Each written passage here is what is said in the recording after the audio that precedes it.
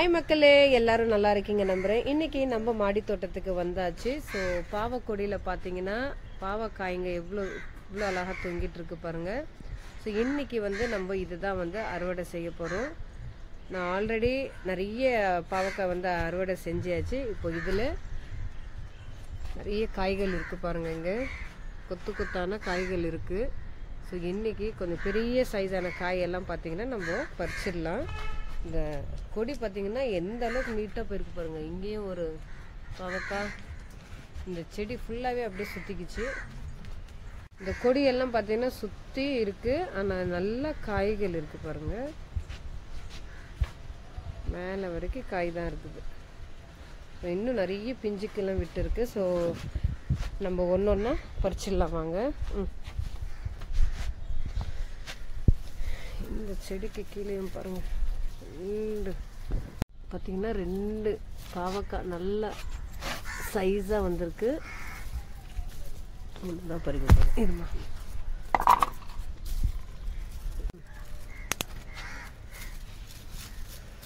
இன்னொன்று அதுதான் ஒரு சைஸு தான் இருக்கு. ஸோ அது ஒரு 2 நாள் போட்டுன்றாங்க. ஒரு சைஸான காய் நம்ம பறிச்சுக்கலாம். இதுமா இது வேண்டாமா?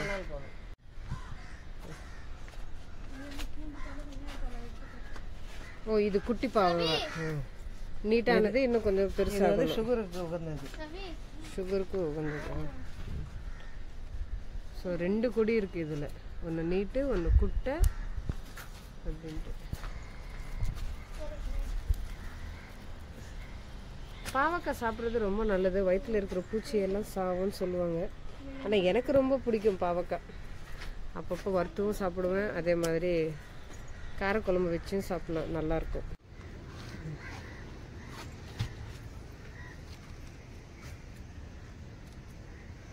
இந்த கொடி ஃபுல்லாக சுற்றிக்கிட்டு இருக்கிறதுனால எங்கெங்கே பாவக்காங்க இருக்குன்னே தெரிய மாட்டேங்குது. நம்ம கொடி எடுத்து இப்படி பார்த்தா தான் அது பாவக்காங்க தொங்கிட்டு இருந்தால் தெரியுது.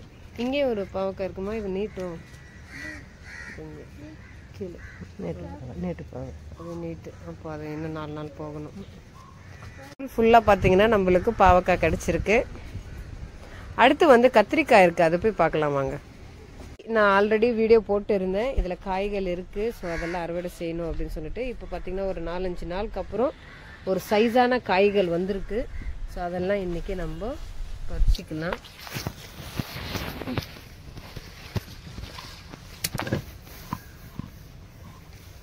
திரும்ப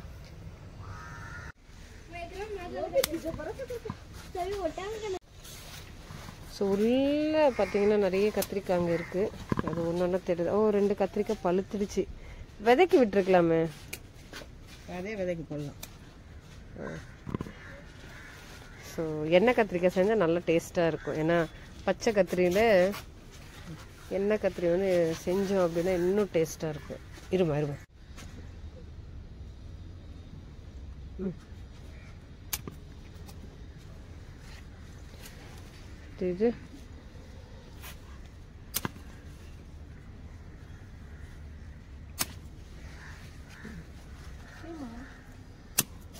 ஓகே வந்துருச்சு சைடு.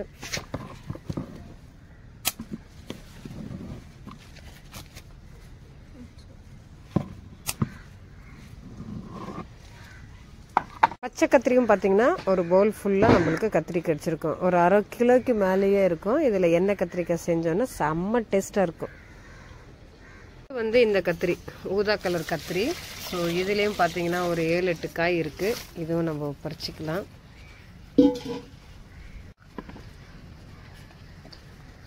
இது சாம்பார் செஞ்சோன்னா நல்லா டேஸ்ட்டாக இருக்கும்.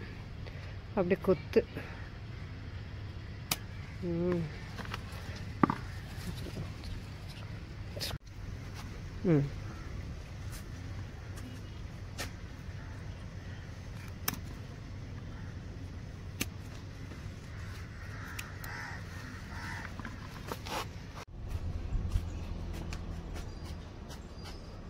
எலுமிச்சம்பழம் செடியில் பார்த்தீங்கன்னா எலுமிச்சை காய்ங்க இருக்குது. ஸோ இது செடியிலே பார்த்தீங்கன்னா பழுக்காது, ஏன்னா ரொம்ப நாள் ஆகும்.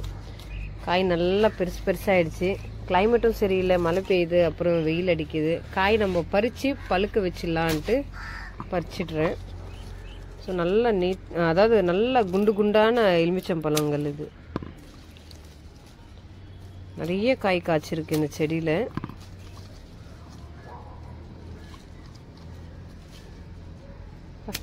இந்த காயோட வெயிட்டால பார்த்தீங்கன்னா செடியே அப்படியே தொங்கிடுச்சு பாருங்க.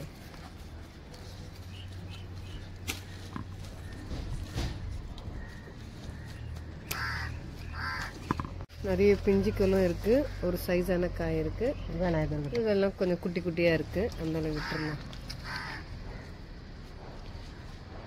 எல்லாம் குட்டி குட்டியா இருக்கு. ஸோ நம்மளுக்கு பார்த்தீங்கன்னா ஒரு 10 காய்க்கு கிடைச்சிருக்கு. அத்தி செடியில் பார்த்தீங்கன்னா ஒரு அத்திக்காய் நல்லா பழுத்து வெடிச்சிருக்கு, இன்னொன்று பழமாக இருக்கு. ஸோ இன்னைக்கு இது 2 பறிச்சிடலாமாம்மா? ஸோ இது பறிச்சிடலாம், கட் பண்ணிடுங்க.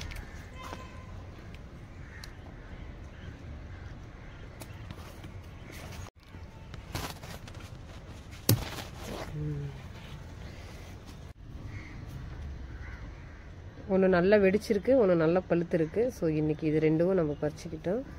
இன்னும் நிறைய காய்கள் இருக்கு பாருங்க. ஸோ பழம் பார்த்தீங்கன்னா நல்லா பழுத்து இருக்கு பாருங்க. ஓ ஸோ ஸ்வீட்.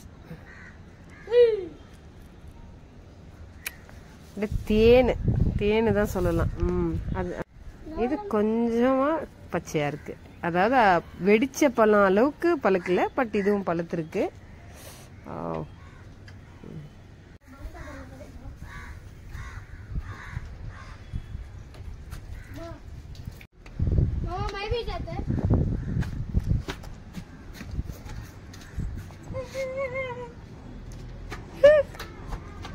अच्छा है सहारू,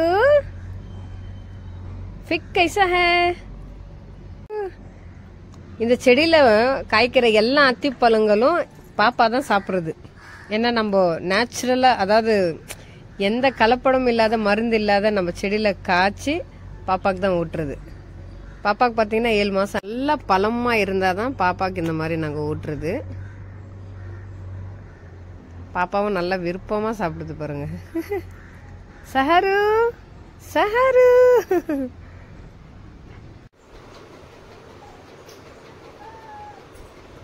மக்களே, இன்னைக்கு நம்ம மாடி தோட்டத்தில் அறுவடை எல்லாம் முடிஞ்சாச்சு. நல்லா கத்திரிக்காய் ப்ளூ அண்ட் பச்சை கத்திரிக்காய், எலுமிச்சம்பழம் இவ்வளோ, அதே மாதிரி பாவக்காய் ஒரு 2 அத்திப்பழம் கிடைச்சிருக்கு.